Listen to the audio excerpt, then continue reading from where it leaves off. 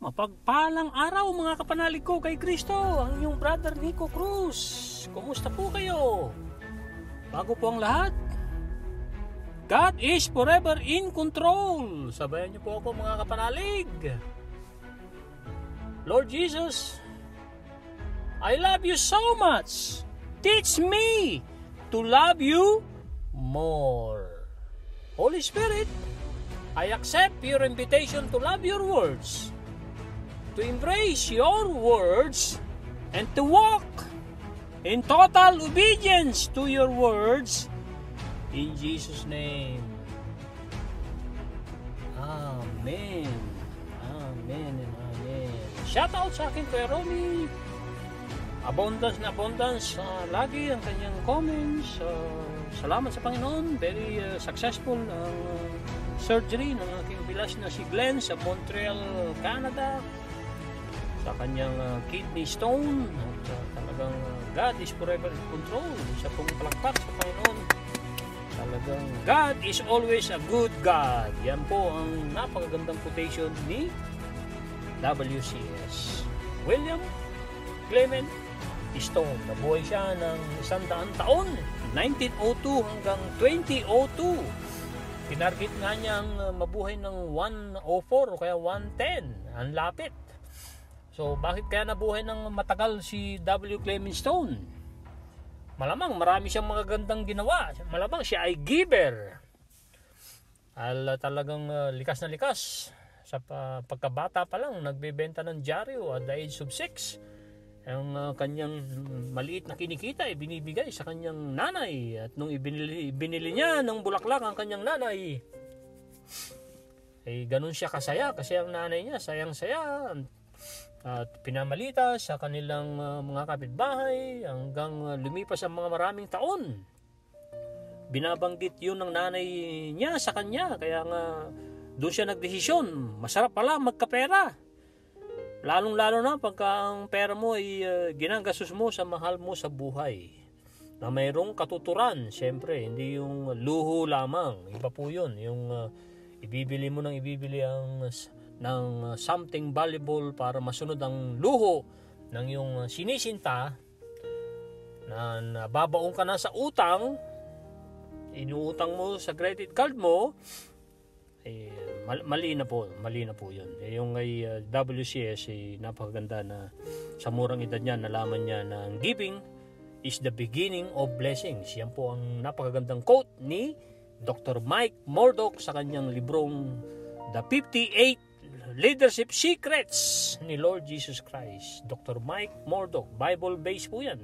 So, sinasuggest kong basahin po ninyo. At yung si WCS ay talagang repetition ng good things. Yan pa, isa sa sikreto niya. At kaya siya nagtagumpay kasi nag-ipon.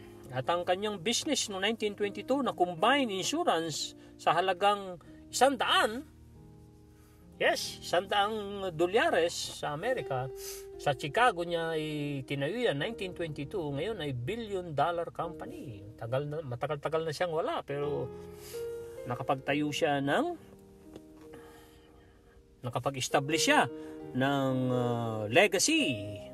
Yan din ang payo ni Dr. Willie Ong sa napakagandang mga YouTube videos niya. Panoorin po natin. Mai-inspire po tayo. Hindi lang tayo mananatiling healthy, matututo pa tayong magtipid sa tamang lugar. At nalalaman natin na pagka tayo nagagalit sa edad na 40, 50, 60, 40, 50, 60, 70 lalo na, ay hindi na tayo pwede daw na magalit. At ang napakaganda pang natutunan ko dyan ay sa mga videos niya ay mag-rubber shoes. Tayo ay pagka tumatanda na, rubber shoes para proteksyon. Hindi rubber shoes na i-display mo lamang. Rubber shoes gagamitin mo, proteksyon sa ating tuhod. Inalimbawa ni Dr. Willie Ong ang mayroong rubber shoes na yan ang ginagamit mo lagi sa edad mong 40, 50, 60, 70, 80. Lalo pag ikaw nag-exercise, naglalakad, ay parang shock absorber mo yan. Kita nyo yung mga sasakyang may shock, kahit nalubak, ay hindi hindi mo natatamo or hindi mo napapansin masyado sa ikaw ay nasa loob, naglaro lamang. Dahil imagine niyo pag nalubak ang sasakyan mo, wala kang magandang ang shock absorber o may problema na shock absorber mo nasa sasakyan mo, ay di po ba maalog? At madalas ay tayo hindi nasisiyahan. Ito po ang quote ni Father Carmelo Jake Arada. It is in silence that the Lord speaks. It is in silence that we will listen to the Lord. Napakaganda, ano po? Silence. Talagang kailangan natin mag-meditate, to examine, to experience, to evaluate po ang meditation. Makipagdiig sa Panginoon pagkagising at bago matulog. Siya uli ang piliing kaniig. Opo, siya uli ang ating piliing kaniig bago tayo matulog para masarap ang ating tulog. Iwasan ang social media at least 1 hour kung kaya nyo bago matulog at pagkagising. Hindi po masama ang pag-social media pero may tamang panahon po dyan. Ang napakagandang nasa 1 Peter 4:8 na scriptures, above all, love each other deeply, because love comes over a multitude of sins. At ang isa pang quote na napakaganda rin, inspire someone today. Opo, mag-inspire po tayo, maging inspiration po tayo. Inspire someone today.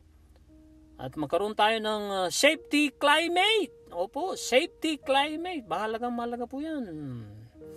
At safety culture. Nasa post-training po yan ng aming construction cleaning post-training na iminungkahi ng aming isa sa client na construction company na kailangan mayroon yan bago maglinis ng construction cleaning, especially gasoline station.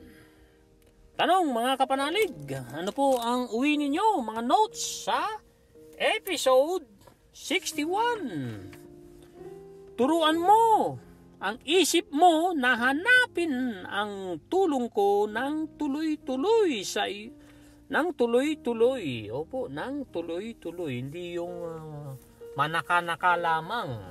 Dapat si Lord Jesus Christ ang ating hinahanap. Kaya sabi ni Father Jake Arada, it is in the silence of the Lord, to the Lord. Ang pagiging pakikipagniig in silence sa ating Panginoong Hesus ang talagang susi para tayo magtagumpay, para tayo ma-guide at para ma-receive ang biyaya niya, ang healings na gusto nating inihiling sa ating sarili, sa ating pamilya, at para tayo to reproduce. Opo, tinawag tayong to reproduce. Itanim ang salita ng Diyos dahil talagang tutubo po yan. Dahil salita ng Diyos at pangako niya yan. Basta itinanim na salita ng Diyos, itinanim ang mabuting gawain, dahil mabuti ka sa isip at mabait ka sa gawa. Isa yan sa Jesusness teachings na natutunan ko kay Pastor Ed Lapez. Shout out kay Pastor Ed Lapez sa Jesusness teachings niya, which is humility, empathy, at kindness, opo, kabaitan, kababaan ng loob, at masunurin sa Diyos, at higit sa lahat, cheerful giver. Opo, maging cheerful giver. Pag nagbigay po tayo ay talagang todo bigay na taos puso. Hindi yung nakokontra ka ng isip mo, ng damdamin mong nangihinayang ka doon sa ibinigay mo. So, episode 61, anong unang salita ni Lord Jesus Christ sa atin lahat? Trust me enough. Opo, enough. Yung sapat na sapat ang pagtitiwala mo, anak, sabi niya. At relax ka. Mag-relax ka. Mag-refresh ka yourself in the light of my everlasting love. Ang kanyang love na liwanag ay hindi kailanman lalamlam. Hindi kailanman didilim. At ang kanyang presensya ay radiant, makinang na makinang. Hindi natin mapawari, hindi natin masukat ang kinang. Yung nga lang, pagka tayo ay natutukso na tayo ay gumawa sa sarili nating kakayanan, nalilimutan na natin si Lord, nalilimutan natin tumawag, at ang ensayong yan ay hindi nagbibigay ng magandang resulta. At nahahantong yan sa kasalanan. Lalo na pag tayo ay natukso, na tayo ay magreklamo, manisi, at yan ay ang kinaduduluhan yan ng paninisi, nawawala na ng pag-asa, ay na nahahantong tayo sa kasalanan. So, ang sabi ni Lord Jesus Christ, train your mind to seek my help continually. Dito po sa episode 61. Even kahit sa pakiramdam mo ay nakikipagkompetensya ka sa iyong sarili, huwag mong hatiin ang iyong buhay sa mga bagay na kaya mong gawin sa sarili mong kakayanan, na nalilimutan mo na ako. Kasi nga, kailangan mo ako sa buhay mo. Sabi ni Lord Jesus Christ sa ating lahat. My help, sabi niya, ang aking tulong, kailangan mo ng aking tulong. Yun ang dulo nun. That require my help. Instead, mag-rely ka sa akin, iasa mo sa akin, ibato mo sa akin, surrender mo sa akin, isuko mo lahat ng sitwasyon na yan na nahirapan ka na. Itong napakagandang disiplina na ito ay tutulong sa iyo para magalak ka sa iyong buhay at maranasan mo ang pakikipagniig sa akin face to face na mayroong kumpiyansa. Ito na po ang napakagandang episode 62, October 11, Jesus Calling, Enjoying Peace in His Presence, Sarah Young. Saan po na pinagbasihan ni Sarah Young ang mensahe ni Lord Jesus Christ na tanggapin mo ang aking biyaya na nakabukas ang iyong mga kamay. Opo, tanggapin mo ang aking biyaya, anak, sabi ni Lord Jesus Christ sa atin lahat, na nakabukas ang iyong mga kamay. Hindi po nakatikom. Opo, nakabukas. Ibig sabihin, malaya-malaya na mayabot, may bibigay sa atin ni Lord Jesus Christ ang kanyang pagpapala sa atin at ang mga biyaya niya, ang mga pagpapagaling niya sa atin, at pati ang mga kontrata na ninanais natin. Alam nating tayo magtatagumpay. Maliit man o malaking kontrata yan, basta galing kay Lord Jesus Christ, ay kabubuti natin yan. At kung may nagsarang pintuan, may magbubukas na maraming bintana. Huwag tayo mawala ng pag-asa. Pagka natanggal tayo sa trabaho, hindi na nag-renew ang ating malaking kliyente, na malaking kontrata ang naisara, ay magkaroon po tayo ng pag-asa. Because God is forever in control. Opo, God is forever in control. Nasa Psalm 62, verse 5 to 8, ang ating babasahin sa tulong ng banal na Espiritu. Psalms 62, verse 5 to 8. It says, verse 5, 6, 7, 8, my soul, wait silently for God alone, for my expectation is from Him. He is my rock, bato, and my salvation. He is my defense. I shall not be moved. In God is my salvation and my glory, the rock of my strength, and my refuge is in God. Ito po ang verse 8. Trust in Him at all times, you people. Pour out, ibuhos, pour out your heart before Him. God is a refuge for us. Ang sumunod po ay nasa Revelation chapter 1 verse 8. It says, I am the Alpha and the Omega, the beginning and the end, says the Lord, who is in and who was and who is to come, the Almighty. Napakagandang scriptures. Talaga. Indeed, ang ating Panginoong Hesus ay Alpha and Omega. Siya na po nag-declare po niyan. At maniwala po tayo.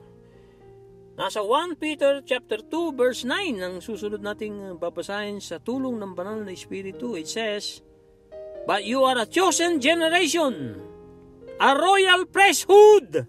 Opo, priesthood. A holy nation, His own special people, that you may proclaim the praises of Him who called you out of darkness into His marvelous light. His marvelous light. Ang huli po ay nasa James chapter 1 verse 17. Opo, verse 17 po. It says, every good gift and every perfect gift is from above and comes down from the Father of lights. Mga ilaw, with whom there is no variation or shadow of turning. Yan po ang napakagandang James chapter 1 verse 17. Papuri sa Panginoon. Ang desiderata na istansa na aking babasahin, salin ni Binelda S. Santos, Tagalog po, na napagandang desiderata, meaning desire of things, ni Max Ehrman, 1927, para sa kanyang daughter. Kaya 97 years old na po itong napagandang poem, isinalin sa halos lahat ng lingwahe, kasama na ang lingwahe natin Tagalog, ni Binelda S. Santos. Nasa YouTube po yan. Ito po, marami ang nagsisikap maabot ang kadakilaan at saan mang dakoy may kabayanihan. Talakayan na po natin ang episode 62. And then mga ngaral, sa atin po natin yung mga ngaral na sa ikalawang kabanata. Ito ay versikulo 1 hanggang 26. At talakayin po natin ang half, which is 13 verse. And then nasa Genesis 12, insight sa napakagandang The Maxwell Leadership Bible, New King James Version, John C. Maxwell, Lessons in Leadership from the Word of God, by John C. Maxwell. Ito na po ang mensahe ni Lord Jesus Christ sa atin lahat. Yung scriptures na binasa po natin, 4 po, nasa Psalms, Revelation, 1 Peter, nasa James. Ito na po, I am the culmination. Ano po ba ang ibig sabihin ng culmination? Para maintindihan po natin, dahil dineklara ni Lord Jesus Christ, siya raw ay culmination. Culmination sa ibang translation, the highest climatic point of something. Peak, pinaka-highest peak. Sa Tagalog, pangwakas. Or, meron pa sa English, pinnacle.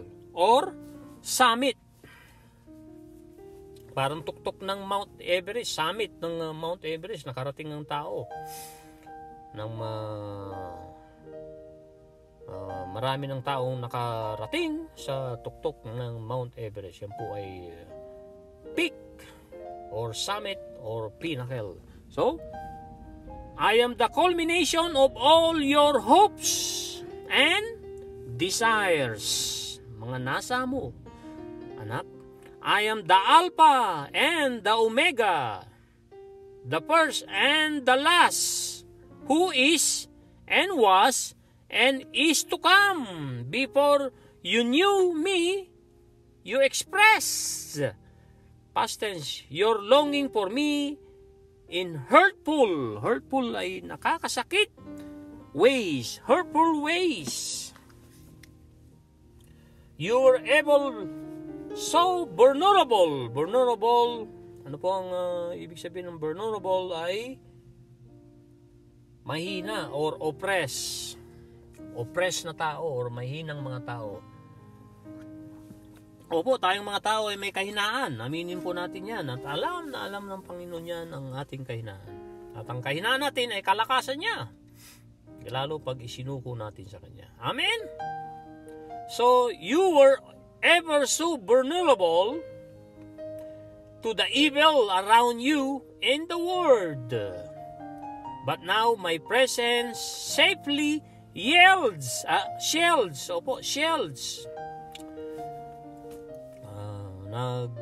Tatalokbong, shields you, tumatalokbong, enfolding you in my loving arms. I have lifted you out of darkness into my marvelous light. Marvelous ay kahanga-hanga. Walang katulad. Though I have brought many pleasure, mga kasiyahan, pleasures, into your life, not one of them is essential. Receive my blessings with open hands. Enjoy my good gifts, but do not cling to them. Turn your attention to the giver of all good things and rest in the knowledge that you are complete in me. The one thing you absolutely need is the one thing you can never lose, my presence with you. Absolutely po, ano po ang Tagalog niyan ay lubos na lubos. Ito na po ang pagninilay-nilay po natin sa episode 62, October 11. Sa tulong ng Banal na Espiritu, tanggapin mo ang aking biyaya na nakabukas ang iyong mga kamay. Kasi humihingi tayo pero nakatikom po ang ating mga kamay. Yan po ang ibig sabihin, nakasara ang ating isip or kinokontra natin. Humihingi tayo ng kagalingan sa ating sakit pero nagdududa tayo na para bagang wala na tayong pag-asang gumaling. Yan po ay tikom. Hindi po totally nakabukas ang ating mga kamay to receive mga goodness, mga supernatural provisions, mga hindi nating masukat na mga miracles ni Lord Jesus Christ at mga iba pang mga kaya niyang gawin na walang makakapilit sa Kanya pag ayaw niya. So, ako ang pinakamataas sa lahat. Yun po pagkakaunawa ko dito sa I am the culmination. Ako ang pinakamataas sa lahat ng iyong mga pag-asa at mga ninanasa. Opo, mga pag-asa kasi all hopes and desires. Desires is nasa, pagnanasa. Kagustuhan. Dahil ako ang the Alpha and the Omega. Sinubukan po nating i-google po ang translate ng Tagalog ay halos hindi po natin makuha. So, alam ko naman na maintindihan nyo po yan. Ang Alpha and Omega and the Omega ay isa pong narinig ko yan kay Pastor Ed Lapis ay Greek word. So yan po ay simula at katapusan. The first and the last. Who is? Yan.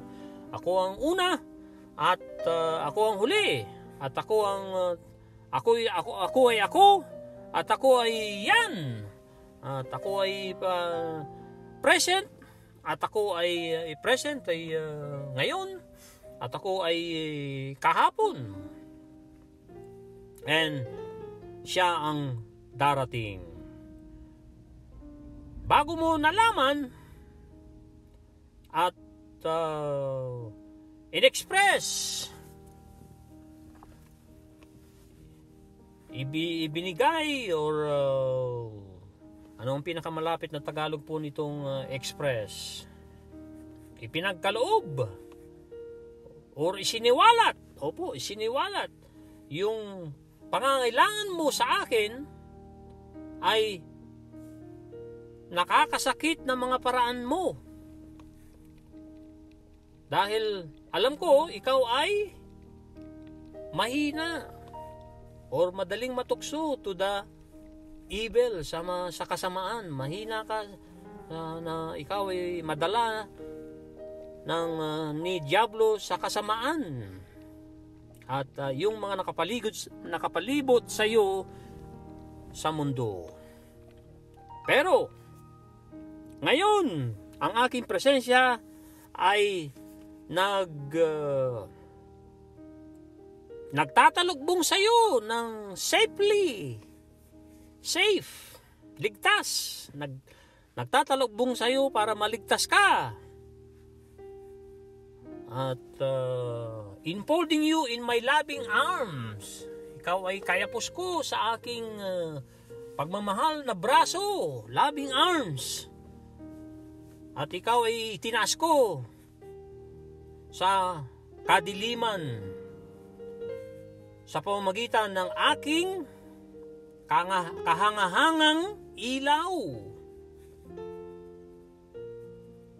Datapwat, ikaw ay binigyan ko ng mga pleasures, mga kasiyahan sa iyong buhay, anak. Pero lahat ng mga yan ay walang halaga, hindi mahalaga. Pakinggan po natin, ang mga ibinigay na kasiyahan ng ating Panginoon ay sabi rin niya, yan ay walang halaga, hindi essential, hindi mahalaga. Bagkus, tanggapin mo ang aking mga biyaya ng bukas na bukas ang iyong mga palad o iyong mga kamay at magalak ka sa aking mga napakagandang regalo. But do not cling. But do not cling to them. Sa mga binibigay ni Lord Jesus Christ na mga good gift ay huwag tayong mag-dwell dyan. At wag yan ang magiging batayan ng kapahingaan at kapayapaan ng ating buhay. Bagkus, sabi niya, turn your attention. Ibigay mo ang iyong atensyon sa tagapagbigay ng mga good things, sa mga napakagandang at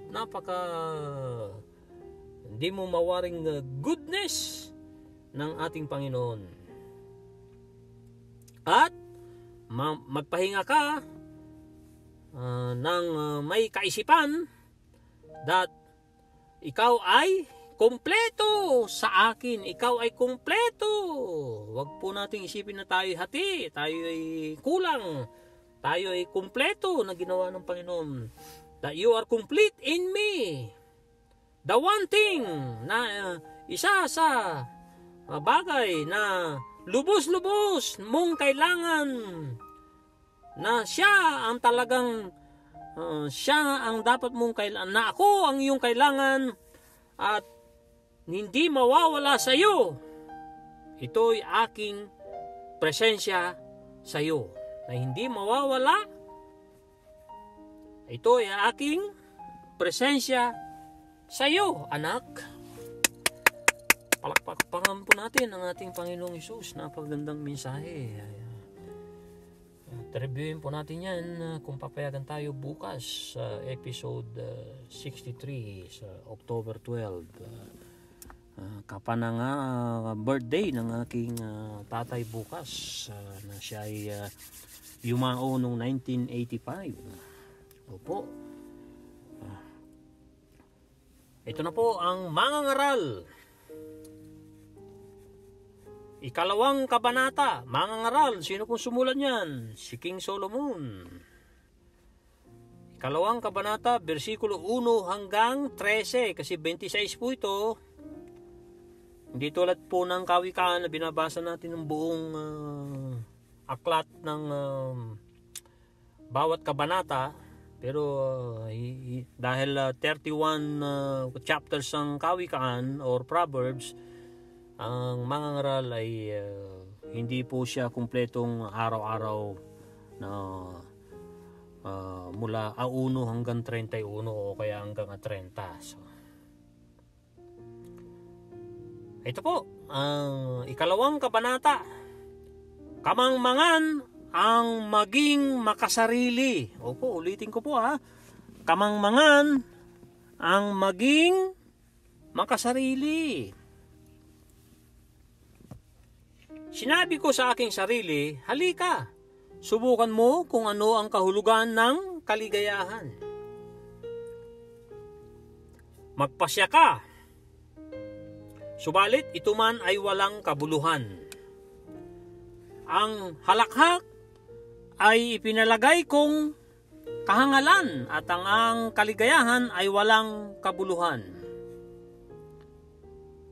Sa pagnanasa kong makamit ang karunungan, ipinasya kong magpakalasing sa alak. Sa loob-loob ko'y ito na ang pinakamainam na dapat gawin ng tao sa maikling panahon. Ilalagi niya sa mundong ito. Nakagawa ako ng mga dakilang bagay. Nakapagpatayo ako ng mga malaking bahay at ginawa kong ubasan ang paligid nito. Gumawa ako para sa aking sarili ng mga hardin at liwasan. Opo, liwasan. Tinamnan ko itong lahat ng uri ng punong kahoy na mapakinabangan ng bunga. Humukay ako ng mga balon at pagkukunan ng mga pandilig sa mga pananim na ito. Bumili ako ng mga aliping babae at lalaki. Ang mga alipin ko'y nagkaanak na sa aking tahanan. Ang kawan ko ay ubod ng daming walang kasindami kung iyan tulad sa kawan ng mga haring nauna sa akin. Nakaipon ako ng napakaraming pilak at ginto mula sa mga lupaing nasasakupan ko. Marami akong mang-aawit na babait lalaki. Marami akong asawa at pawang magaganda. Wala nang hahanapin pa ang isang lalaki, lalo na kung tungkol din lang sa babae. Higit akong dinakila kaysa sino mang haring nauna sa akin. Taglay ko pa rin ang aking karunungan. Last 3 verse for today. Tutuloy po natin ang 14 to 26. Ito na po ang 10. Wala akong ginustong hindi ko nakuha.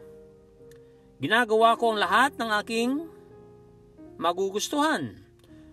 Nalulugod ako sa aking mga ginagawa at yon ang pinakagantimpala ng aking mga pinagpaguran. Pagkatapos inisip kong mabuti ang mga ginawa ko at ang pagod ng aking pinuhunan. Nakita kong ang lahat ay pawang walang kabuluhan. Tulad lang ito ng paghahabol sa hangin. Naisip kong ang wakas ng ng isang hari ay tulad lamang ng mga nauna sa akin, nauna sa kanya. Ulitin ko po yung verse 12. Naisip ko ang wakas ng isang hari ay tulad lamang sa mga nauna sa kanya. Tinimbang kong mabuti ang karunungan at ang kabaliwan at kamangmangan. Ito na po ang last verse for today, 13. Napatunayan kong mas mabuti ang karunungan kaysa kamangmangan, tulad ng kabutihan ng liwanag kaysa kadiliman. Kung papayagan tayo ng ating Panginoon, tutuloy po natin ang verse 14 sa ikalawang kabanata ng mangangaral na si King Solomon. Ito na po ang lessons sa Genesis 12. Opo, nasa Genesis 12 pa rin po tayo. Or nasa Genesis pa rin tayo. Tinalakay natin kapon ng Genesis 11, the law of the big Mo, which is Mo ay momentum, the Tower of Babel, at the law of connection, God and Abram. Si Abram ay yan po ay si Tatay Abraham. Una niyang pangalan susulat sa Genesis ay Abram. Ito po ang napakagandang lessons for today. Sa tulong ng Banal na Espiritu. Vision. Abraham sees what he sees. Genesis chapter 12 verse 1 to 22. And then dinugtungan sa tinapos sa verse 4. While followers may obsess on the challenges immediately before them, ito po ang pamungad ni John C. Maxwell. Ulitin ko po, when followers may obsess on the challenges immediately before them, leaders see the future from a distance.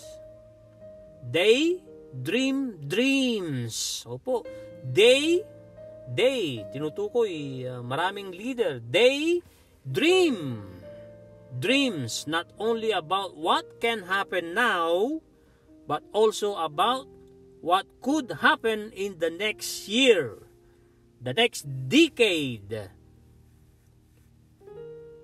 even the next generation.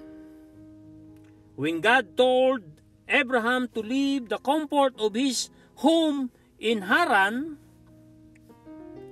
his relatives and everything familiar, so that he might start fresh in another land. Nasa Genesis 12. Abraham caught a vision.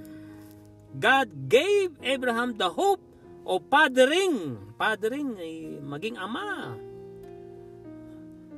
ng a great nation. In fact, God said he would become the father of many nations. Abraham felt compelled. Parang naramdaman doon ni Abraham na parang siya ay napilitan to follow this great vision, even when he had nothing else to rely on. Magiging father ng mga nation, wala pa naman siyang anak kahit isa, siya ay matanda na.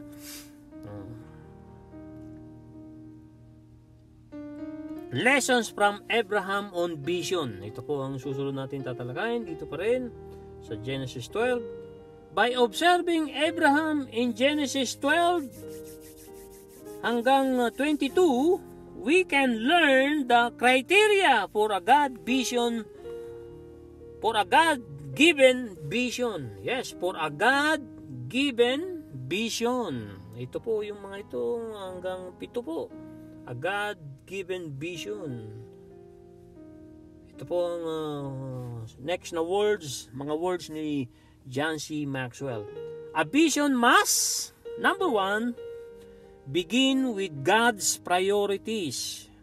Nasusulat yan sa Genesis chapter 12 verse 1 hanggang 2. God initiated the vision, not Abraham. Si Father God ang nagkusa, hindi si Abraham. When leaders start with God's vision, they can more easily maintain direction and keep their motives pure. Mga motibo ay puro pagka nanatili sa Diyos. Ng vision mo, yung identity mo, vision is identity, ay purong motibo. Number 2, a vision must connect with the leader's identity. Genesis chapter 15 verse 2 hanggang 4. The vision Abraham received fit him and Sarah exactly. Fit ay kasya. Kasyang-kasya. Ang vision na yan para kay Abraham, eksakto rin kay Sarah na asawa ni Tatay Abraham. It matches the needs and desires of this barren couple. Barren couple, sila ay mag-asawang tigang. Sila ay mag-asawang baog. Even better is fulfillment would serve others. Ito po ang pangatlo. A vision must include others. Opo. A vision must include others. Sinasama natin ang iba. Dahil pagka yan ay vision ng galing sa Panginoon, kasama ang lahat. Include others. A vision from God always involves and blesses others. The Lord told Abraham he would be blessed in order to bless many nations. Kasi nga, hindi mo maibibigay ang wala ka. You can't give what you don't have. So, kailangan bibigyan ka muna ni Lord, pagpapalain ka muna niya. And then, kung magpapagamit ka sa Kanya, at i-acknowledge mo siya, in all of your ways, nasusulat sa Proverbs 3:6, He shall direct our mga landas. The Lord told Abraham he would be blessed in order to bless many nations, which is precisely what happened through the birth of Christ many generations later. Opo, wow! Puri sa Panginoon. Ulitin ko po yan dahil nabanggit po si Lord Jesus Christ dito. Which is precisely what happened through the birth of Christ many generations later. Number 4, a vision must be bigger. Opo, bigger, mas malaki than the leader. Mas malaki ang vision na galing sa Panginoon kaysa yung leader, kaysa sa leader. Genesis chapter 17 verse 1 to 8. While Abraham wanted to father and here ay mga tagapagmamana ng kanyang mga angkan, God wanted him to father nations. That hope went far beyond Abraham's wildest dreams and his own capabilities. Such a huge vision would take more than a lifetime to fulfill. Vision number 5.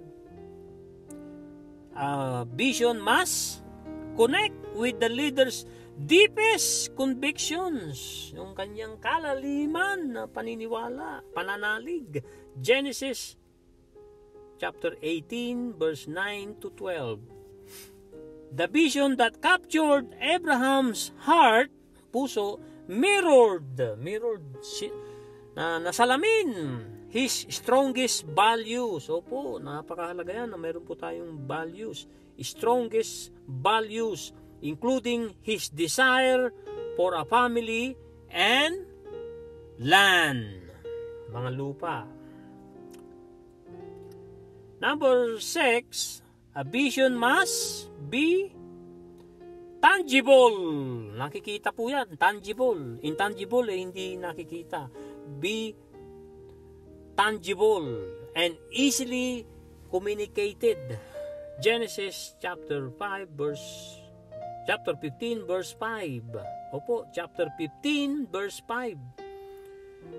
Yan po ang number 6. A vision must be tangible and easily communicated.